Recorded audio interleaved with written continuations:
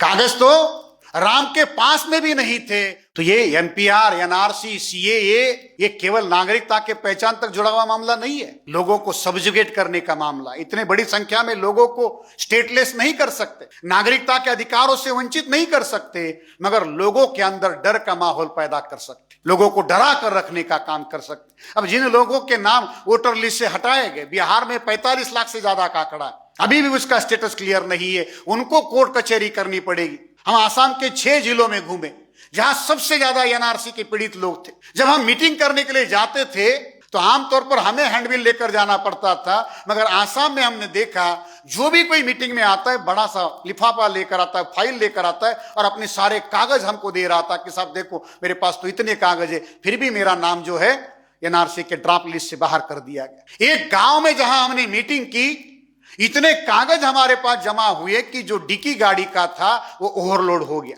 लोग कागज लेकर घूम रहे, कागज लेकर घूम रहे। लोगों को लग रहा है कि कागज से इसका समाधान होगा, नहीं, कागज इसका समाधान नहीं। भाई कागज तो राम के पास में भी नहीं थे, कागज तो राम के पास में भी नहीं थे, बगैर कागज के राम को जमीन मिल गई। दशरथ के पास कोई कागज था कि अयोध्या के फला फला हॉस्पिटल में मेरे बेटे का जन्म हुआ? नहीं। इस डॉक्टर ने मेरे बेटे का डिलीवरी किया, ऐसा कोई है?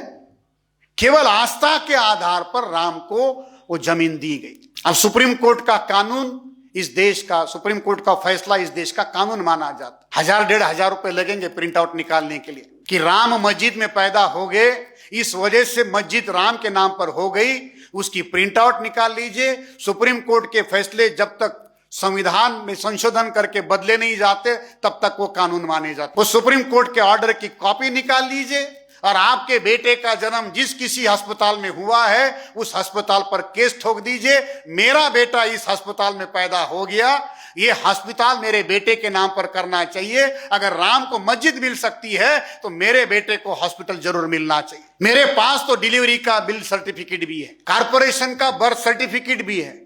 फिर लोग कहेंगे नहीं नहीं तुम्हारा बेटा ये थोड़ी हुआ था, मेरा भी बेटा यही हो गया था।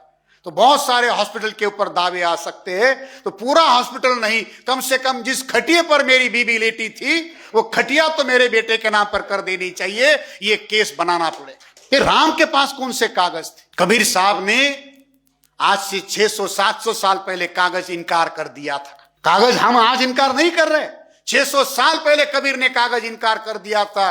कबीर कहते थे तुम कहते हो कागज कही, मैं कहता हूं आखन देखी। तुम कागज की बात बोलते हो, हम कागज पर भरोसा नहीं करते, तुम्हारे शास्त्र सारे कागजों के हैं, हम उसे नहीं मानते। तो कागज से यह समाधान होने वाला नहीं है।